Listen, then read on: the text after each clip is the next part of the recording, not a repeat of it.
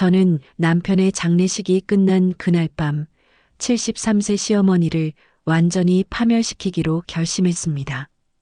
불과 몇 시간 전만 해도 슬픔에 잠겨 남편을 그리워하던 47세의 평범한 주부였던 저로서는 상상도 할 수 없는 복수심에 찬 결심이었습니다.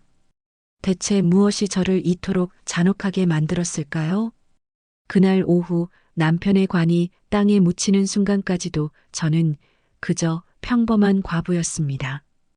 22년간 한 남자만을 사랑하며 살아온 이제 홀로 남겨진 중년 여자 말이에요. 하지만 집으로 돌아와 문을 열고 들어선 순간 제 인생은 완전히 뒤바뀌었습니다. 거실 소파에 당당히 앉아있던 시어머니가 저를 보더니 이렇게 말했거든요. 이제 내 역할은 끝났다. 내일까지 짐 싸서 나가라. 처음엔 귀를 의심했습니다. 남편이 세상을 떠난 지 고작 하루도 안 된 상황에서 73세의 시어머니가 며느리인 저에게 집에서 나가라고 했다니요. 그것도 제가 22년 동안 매일 아침 6시에 일어나 모시고 병원비까지 대며 정성껏 돌봐드린 그 시어머니가 말이에요.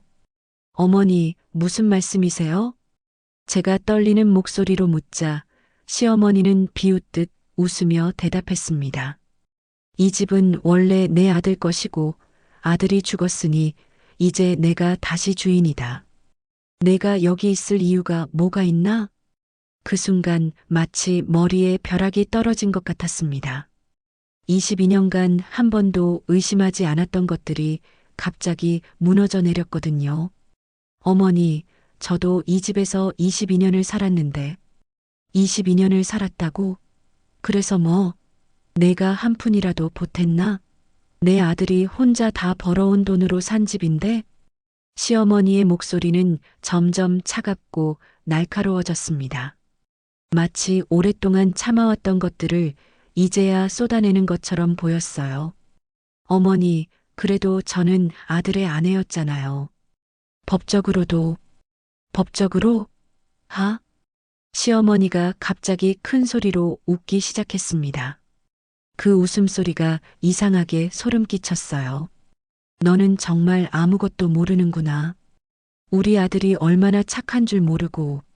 그때 시어머니가 가방에서 봉투 하나를 꺼내더니 제 앞에 던졌습니다. 봉투 안에서 나온 건 여러 장의 서류였어요. 이 집 소유권은 이미 내 이름으로 다시 돌아왔다.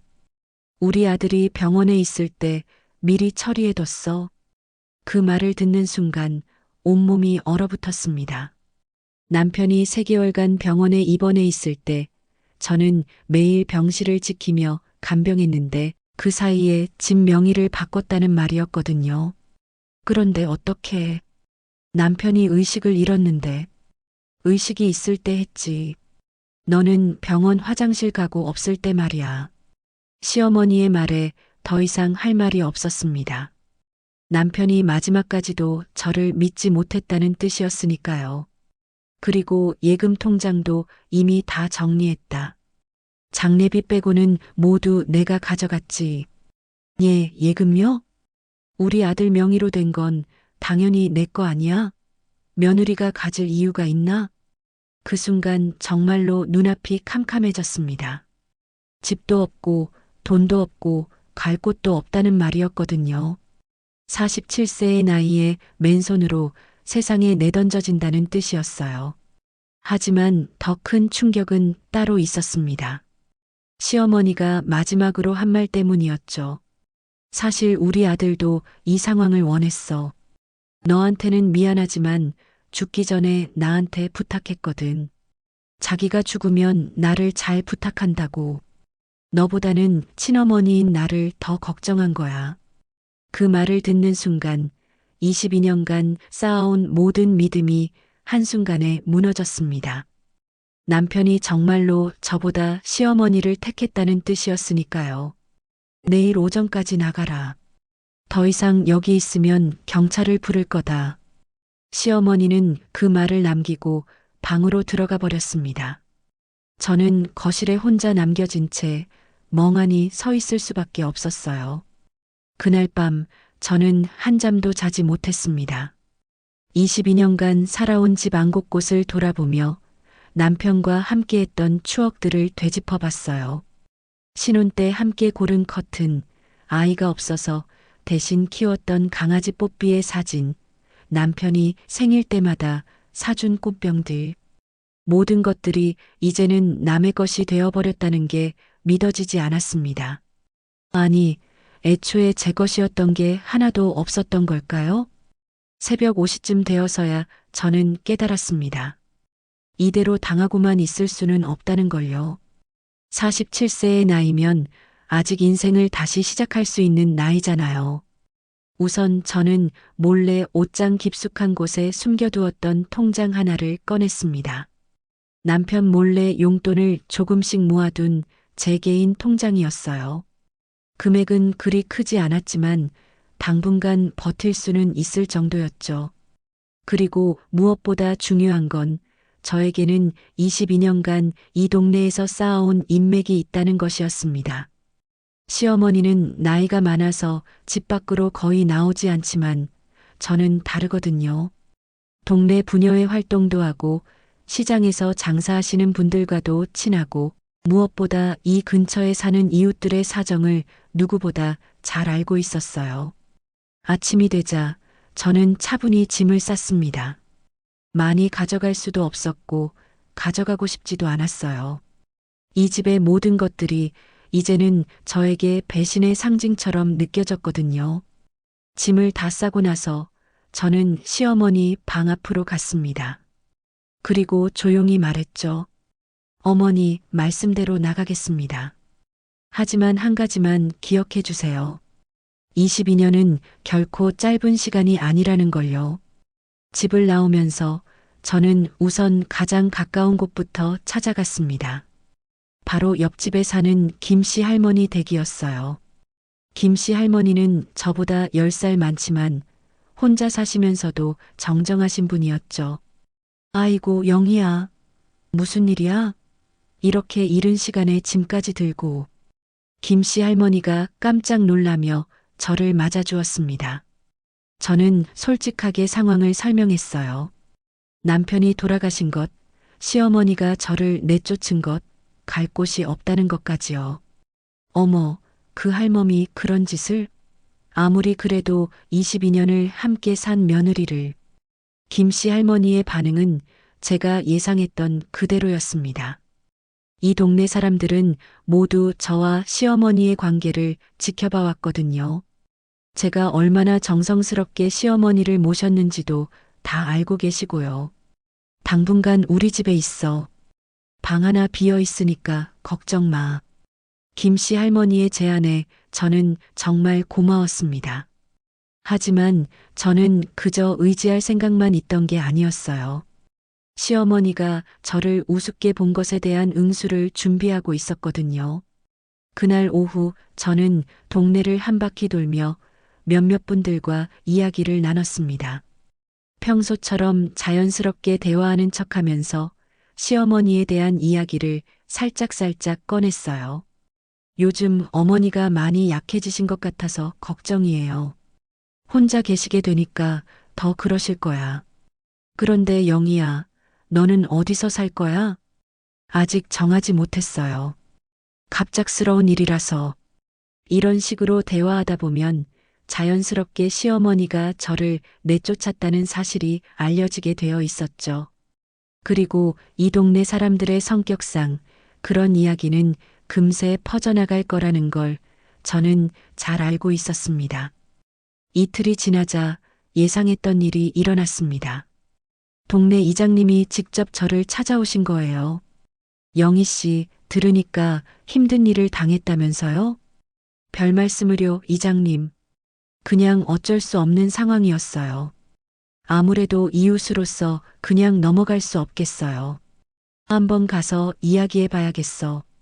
저는 이장님을 말리는 척했지만 속으로는 기다리고 있던 일이었습니다. 시어머니가 동네에서 어떤 시선을 받게 될지 뻔했거든요. 그런데 정작 이장님이 시어머니를 만나고 돌아온 후 해준 이야기는 제가 예상했던 것과 달랐습니다. 영희 씨, 그 할머니가 좀 이상해요. 어떻게 이상하다는 말씀이세요? 자꾸 엉뚱한 소리를 해요. 며느리가 자기 돈을 훔쳐갔다느니, 집안 물건들을 빼돌렸다느니. 그 말을 듣는 순간 저는 소름이 끼쳤습니다. 시어머니가 저에게 누명을 씌우려고 하고 있었던 거예요. 다음 날부터 상황은 급속도로 악화되었습니다. 시어머니가 동네 곳곳을 돌아다니며 저에 대한 험담을 퍼뜨리기 시작한 거였어요. 영희가 우리 집 돈을 훔쳐갔다. 몰래 귀중품들을 빼돌렸다. 남편이 살아있을 때부터 수상했다. 집안에 있는 좋은 것들을 다 챙겨서 나갔다. 처음엔 누구도 믿지 않을 거라고 생각했습니다. 22년간 이 동네에서 성실하게 살아온 제 모습을 모두가 알고 있었으니까요. 하지만 73세 시어머니가 그렇게 확신에 차서 말하니까 사람들이 점점 흔들리기 시작했어요. 동네 슈퍼 아줌마가 저를 보더니 이상한 눈빛으로 쳐다보는 거예요. 영희 씨, 혹시 정말로 무슨 말씀이세요?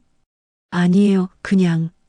시어머니 분이 어제 여기 와서 이상한 말씀을 하셔서 그 다음 날엔 파출소에서 연락이 왔습니다. 영희 씨, 절도 신고가 들어왔는데 조사 좀 받으러 나와주세요. 청천벽력 같은 소리였습니다. 시어머니가 정말로 저를 고발한 거였어요. 저는 아무것도 훔친 게 없는데요. 네, 그럴 거라고 생각해요. 하지만 신고가 들어온 이상 조사는 해봐야 하거든요. 경찰서에서 나온 후 저는 정말 막막했습니다. 동네 사람들의 시선도 달라졌고 어떤 분들은 아예 저를 피하기 시작했어요. 김씨 할머니마저도 걱정스러운 표정을 지으셨습니다. 영희야, 설마 정말로. 아니지? 할머니까지 저를 의심하세요? 아니야, 그게 아니라. 요즘 그 할멈이 너무 확신에 차서 말해서 그때 저는 깨달았습니다. 시어머니의 작전이 점점 효과를 보고 있다는 걸요. 동네 사람들 사이에서 저에 대한 불신이 퍼져나가고 있었거든요. 더욱 충격적인 건 며칠 후 제가 파트타임으로 일하던 카페 사장님이 저에게 한 말이었어요. 영희 씨, 미안한데 당분간 일을 쉬시는 게 어떨까요? 왜요? 제가 뭘 잘못했나요? 손님들이 자꾸 이상한 소리를 해서 장사에 지장이 있을 것 같아서요. 그날 저는 일자리마저 잃었습니다. 시어머니의 험담 때문에 동네에서 발붙이기 어려워진 거였어요. 하지만 더 큰 시련이 기다리고 있었습니다. 이틀 후 시어머니가 직접 김씨 할머니 집으로 찾아온 거예요. 김씨 할머니, 영희를 여기서 재워주시면 안 됩니다. 왜요? 도둑을 집에 들여놓는 것과 같아요. 할머니 물건도 없어질지 모르거든요. 김씨 할머니가 당황스러워 하시는 게 보였어요. 아무리 저를 믿으신다고 해도 73세 시어머니가 그렇게 확신에 차서 말하니까 흔들리시는 거였죠. 영희야, 미안한데 며칠만 다른 곳에서. 결국 저는 김씨 할머니 집에서도 나와야 했습니다. 갈 곳이 없어진 저는 동네 고시원에서 하루하루를 버텨야 했어요. 그런데 고시원 사장도 며칠 후에는 제게 나가라고 했습니다. 다른 입주자들이 불안해해서요. 뭔가 문제가 있는 사람 같다고. 시어머니의 험담이 동네 전체로 퍼진 거였어요. 이제 저는 정말로 이 동네에서 살 수 없게 되었습니다. 그날 밤 고시원에서 짐을 싸면서 저는 분노로 떨고 있었어요. 22년 동안 정성껏 모셨는데 이런 식으로 저를 망가뜨리다니. 하지만 그때 문득 이상한 생각이 들었습니다. 시어머니의 행동이 뭔가 계획적이라는 느낌이었어요. 단순히 화가 나서 하는 행동치고는 너무 체계적이었거든요. 저는 우선 진실부터 확인해 보기로 했습니다. 은행에 가서 남편 명의 통장의 거래 내역을 확인해 보려고요. 남편이 돌아가셨는데 상속 관련해서 확인하고 싶은 게 있어서요. 은행 직원이 친절하게 안내해 주었습니다. 그런데 확인 결과는 충격적이었어요. 어르신, 이 계좌는 3개월 전에 해지되었는데 해지할 때 본인이 직접 오셨어요. 그리고 돈은 다른 계좌로 이체되었네요. 다른 계좌요? 누구 명의로요? 죄송하지만 그 정보는 알려드릴 수 없고요. 다만 같은 성 씨의 가족 계좌로 이체된 것 같습니다. 결국 시어머니 말이 맞았던 거죠. 남편이 정말로 모든 돈을 시어머니에게 넘겼던 거예요. 그런데 의문이 생겼습니다. 3개월 전이면 남편이 의식을 잃기 한 달 전이었거든요. 왜 갑자기 그런 결정을 한 걸까요? 집으로 돌아가는 길에 저는 남편이 자주 가던 동네 병원에 들렀습니다. 담당 의사 선생님과 이야기해 보고 싶었거든요. 선생님, 남편이 마지막 몇 개월 동안 정신 상태가 어땠는지 궁금해서요. 아, 그분. 사실 스트레스성 우울증이 심했어요.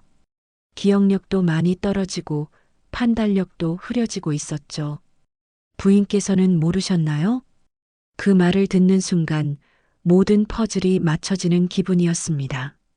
남편이 우울증으로 판단력이 흐려진 상태에서 시어머니가 교묘하게 유도해서 재산을 빼돌린 거였어요. 하지만 이미 법적으로 처리된 일이라 되돌리기는 어려웠습니다. 그래도 진실을 알게 된 것만으로도 다행이었죠. 남편이 정말로 저를 배신한 건 아니었거든요. 이제 저에게는 2가지 선택이 있었습니다. 그대로 포기하고 물러나거나 아니면 정면 승부를 걸거나 47세의 나이면 아직 충분히 새로 시작할 수 있는 나이였어요. 그런데 바로 그때 제 인생을 바꿀 운명적인 만남이 기다리고 있었습니다. 고시원에서 마지막 밤을 보내고 있는데 갑자기 창문을 긁는 소리가 들렸어요. 밖을 내다보니 우리 집에서 키웠던 강아지 뽀삐가 서 있었습니다. 뽀삐는 7년 된 중형견이었는데 어떻게 저를 찾아온 건지 모르겠더군요. 뽀삐를 보는 순간 저는 눈물이 났습니다. 이 세상에서 저를 진심으로 그리워하는 건 이게뿐이었거든요. 뽀삐야, 너도 힘들지? 시어머니가 너한테도 못되게 굴었구나. 뽀삐는 제 무릎에 머리를 기대고 계속 울고 있었어요. 그런데 뽀삐 목에 뭔가 매달려 있는 게 보였습니다. 작은 봉투였는데 안에 쪽지가 들어 있었어요. 쪽지를 펼쳐보니 남편의 필체였습니다.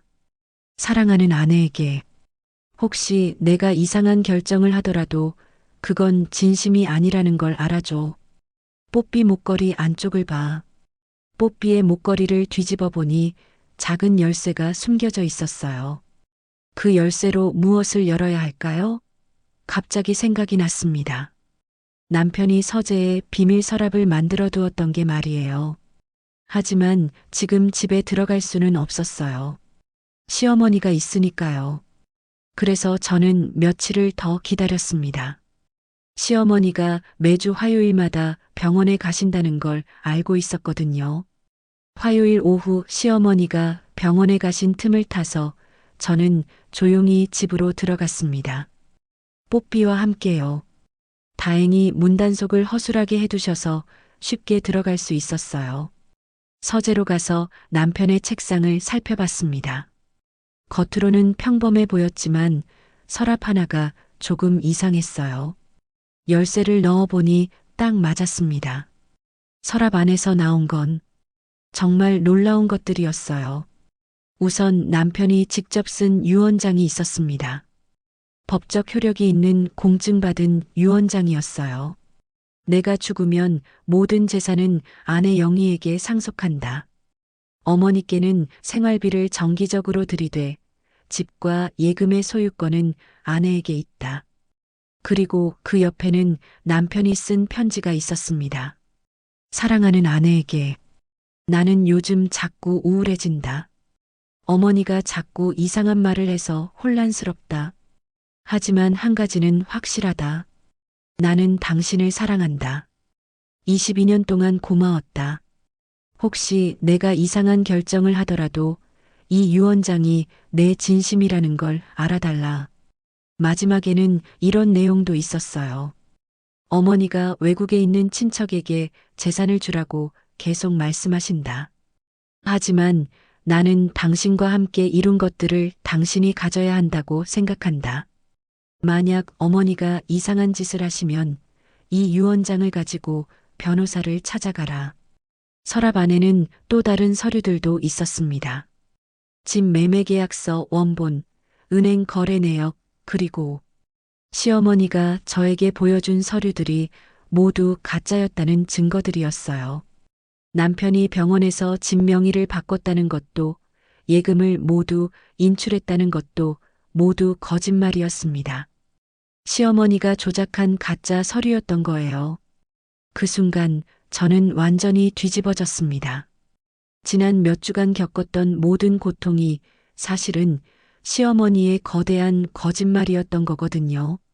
저는 즉시 변호사 사무실로 향했습니다. 남편의 유언장과 모든 증거 서류를 들고 말이에요. 이 유언장은 법적으로 완전히 유효합니다. 그리고 부인께서 보여주신 증거들로 봐서는 시어머니가 사기를 친 것 같네요. 변호사의 말을 듣는 순간 저는 정말로 통쾌했습니다. 드디어 진실이 밝혀진 거였어요. 당장 법적 조치를 취하시겠습니까? 네, 그렇게 하겠습니다. 하지만 그 전에 제가 직접 시어머니와 대화해 보고 싶어요. 저는 완전히 다른 사람이 되어 있었습니다. 더 이상 당하고만 있을 순진한 며느리가 아니었어요. 22년간의 인생 경험이 저에게 준 지혜와 통찰력으로 무장한 전사가 되어 있었거든요. 그런데 집에 돌아가니 예상치 못한 상황이 기다리고 있었습니다. 시어머니가 병원에서 일찍 돌아와 계신 거예요. 그리고 시어머니 옆에는 낯선 남자가 서 있었습니다. 할머니, 안녕하세요. 김 변호사입니다. 변호사라고요?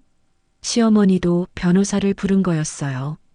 할머니께서 의뢰하신 상속 관련 업무 처리하러 왔습니다. 그 순간 저는 온몸이 얼어붙었습니다. 시어머니가 저보다 한 발 앞서 움직이고 있었던 거예요. 영희야, 온 김에 잘 됐다. 이분이 설명해 주실 거야. 시어머니의 목소리에는 승리감이 가득했어요. 마치 이미 게임이 끝났다는 듯한 여유로움이 느껴졌거든요. 김 변호사가 서류를 꺼내며 말했습니다. 사실 할머니께서 몇 달 전부터 준비하고 계셨던 일입니다. 모든 재산을 외국에 계신 조카분께 상속하기로 하셨어요. 외국에 있는 조카요? 네, 할머니의 남동생분의 아들이시죠. 캐나다에서 사업을 하고 계신다고 하네요. 그제야 저는 깨달았습니다. 시어머니에게는 저희가 모르는 다른 가족이 있었던 거예요. 그리고 그 조카에게 모든 재산을 물려주기 위해 이 모든 계획을 세운 거였고요. 영희야, 사실 나한테는 다른 가족이 있다. 내 동생 아들이 캐나다에 살고 있는데 시어머니의 폭탄 선언이 이어졌습니다. 그 아이가 사업에 실패해서 돈이 급하게 필요하다고 연락이 왔어. 이모로서 도와주지 않을 수 없잖아. 그래서 저를 내쫓고 집을 팔아서 그 조카에게 주려는 거예요? 맞다. 피는 물보다 진하다는 말이 있지 않나? 너도 이해해 줄 거라고 믿어. 그 순간 저는 정말로 분노가 치밀어 올랐습니다. 22년간의 헌신이 결국 한 방에 무너져 내렸거든요. 하지만 저는 침착하게 대답했습니다. 어머니, 그런데 한 가지 문제가 있어요. 무슨 문제? 저는 가방에서 남편의 유언장을 꺼냈습니다. 남편이 쓴 유언장이 있거든요. 공증까지 받은 정식 유언장이요. 시어머니와 김 변호사의 얼굴이 동시에 굳어졌습니다. 이게 뭐야? 남편이 직접 쓴 유언장이에요. 모든 재산을 저에게 상속한다는 내용이죠. 김 변호사가 급히 유언장을 확인해 봤습니다. 이건 법적으로 완전히 유효한 유언장입니다. 할머님께서 말씀하신 내용과 완전히 다르네요. 그때 시어머니가 갑자기 소리를 지르기 시작했습니다. 그건 가짜야. 우리 아들이 그런 유언장을 쓸 리가 없어. 어머니, 가짜라면 어떻게 공증을 받았겠어요? 그리고 이것도 보세요. 저는 남편이 쓴 편지와 다른 증거 서류들을 모두 꺼냈습니다. 어머니께서 저에게 보여주신 서류들이 모두 위조된 것이라는 증거들이에요. 김 변호사가 서류들을 하나씩 확인해 보더니 당황스러운 표정을 지었습니다. 그런데 바로 그때 시어머니의 표정이 갑자기 바뀌었습니다. 당황한 기색을 감추고는 차가운 미소를 지으며 말했어요. 잠깐만, 영희야. 너 정말로 이겼다고 생각하니? 그 유언장 하나로? 어머니, 무슨, 너는 내가 73살의 늙은 할멈이라고 생각했겠지? 하지만 나는 너보다 훨씬 더 치밀하다. 시어머니가 갑자기 핸드폰을 꺼내더니 누군가에게 전화를 걸기 시작했습니다. 여보세요? 네, 맞습니다. 지금 바로 오세요. 계획대로 진행하면 됩니다. 전화를 끊고 나서 시어머니가 저를 보며 음침하게 웃었어요. 영희야, 그 유언장 이미 무효화시킬 방법을 준비해뒀어. 우리 아들이 우울증으로 정신이 온전하지 않은 상태에서 쓴 유언장은 법적 효력이 없거든. 저는 온몸이 차갑게 식었습니다.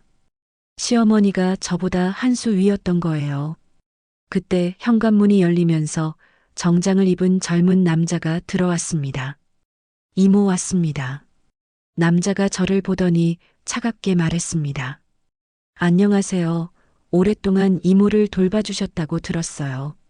하지만 이제 저희 가족이 직접 모시겠습니다. 그리고 이 집과 재산도 당연히 저희가 관리해야겠고요. 저는 완전히 당황했습니다. 시어머니가 이렇게까지 치밀하게 계획을 세웠을 줄은 몰랐거든요. 어머니, 이건 너무하지 않나요? 22년 동안. 22년? 그게 뭐 대단한 거라도 돼? 너는 그냥 우리 집에 얹혀 살았을 뿐이야. 시어머니의 말이 점점 더 잔혹해졌습니다.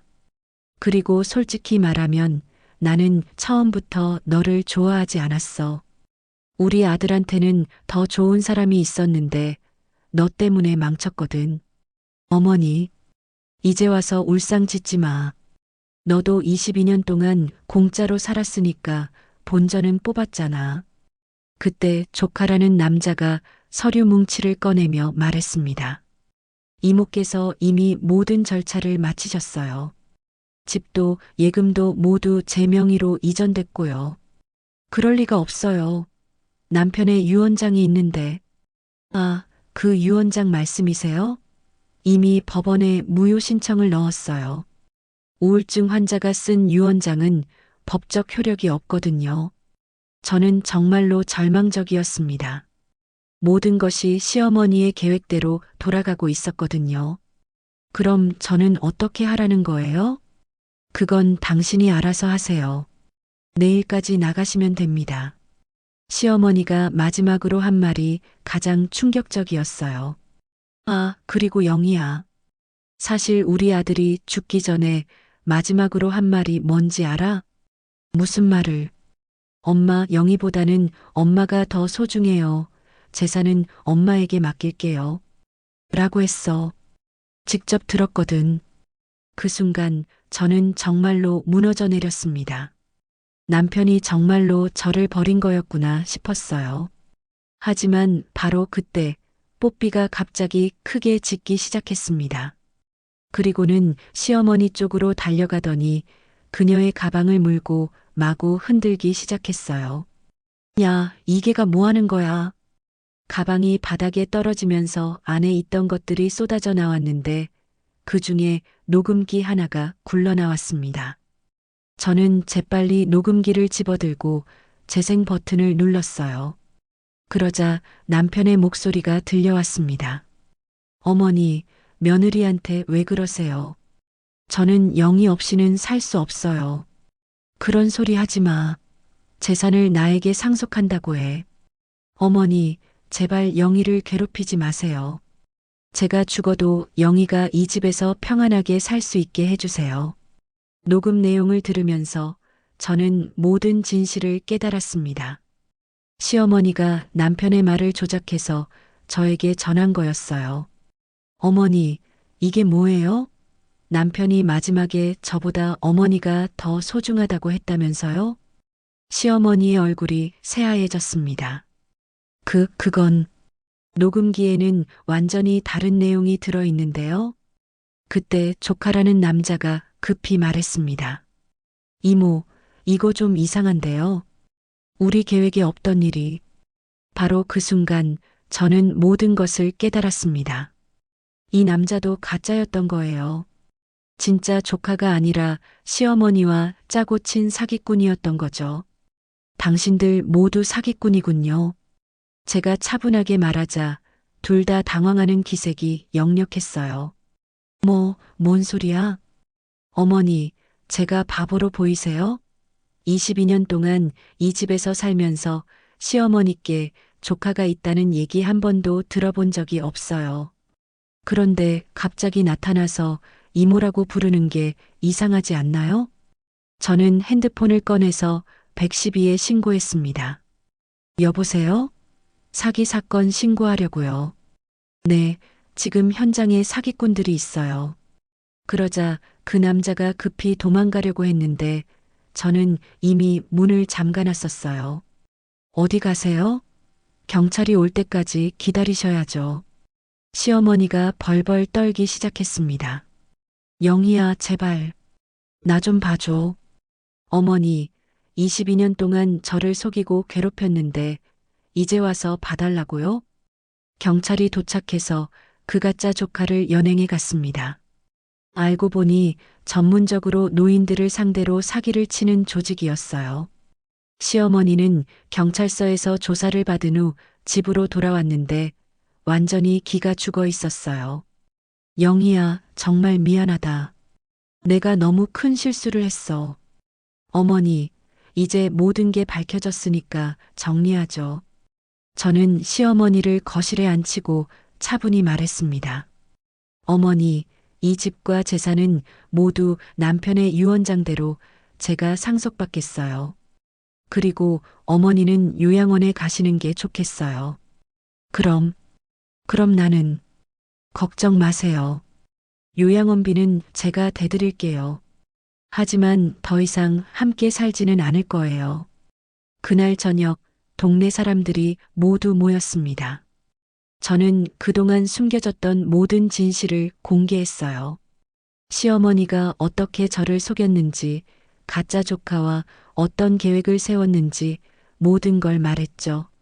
아이고, 영희 씨가 그런 고생을 했구나. 그 할멈이 그렇게 나쁜 사람이었다니. 동네 사람들이 모두 제 편이 되어 주었어요. 그리고 시어머니를 비난하기 시작했죠. 22년 동안 정성껏 모신 며느리를 그렇게 대하다니.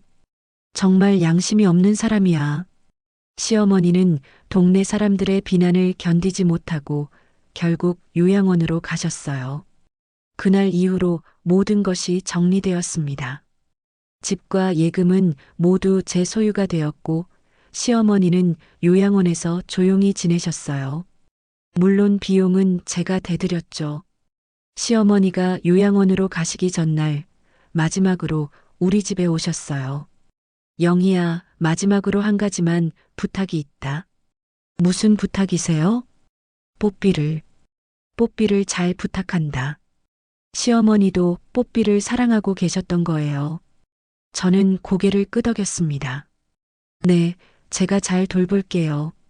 시어머니가 요양원으로 가신 후 저는 정말 오랜만에 평화로운 시간을 보냈습니다. 뽀삐와 함께 산책도 하고 집안을 제 취향대로 다시 꾸미기도 했어요. 1년 후 시어머니는 평안히 돌아가셨습니다. 마지막까지 저에게 고마워하시면서요.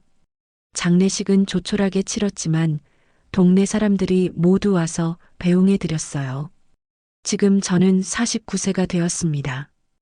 2년 전 그 사건이 있은 후로 제 삶은 완전히 달라졌어요. 경제적으로는 여유로워졌지만 사치를 부리지는 않아요. 작지만 아늑한 집에서 뽀삐와 함께 살고 있고 온라인으로 번역 일을 하면서 동네에서 비슷한 처지의 여성들을 도와주는 상담 봉사도 하고 있어요. 지금의 저는 정말 만족스러운 삶을 살고 있어요. 누구에게도 얽매이지 않고 제가 원하는 대로 살 수 있으니까요. 그리고 무엇보다 저는 이제 제 자신이 자랑스럽습니다. 47세에 새로 시작해서 여기까지 온 제 자신이 대견해요. 만약 여러분이라면 어떻게 하시겠습니까? 이야기가 좋으셨다면 구독과 좋아요 부탁드립니다.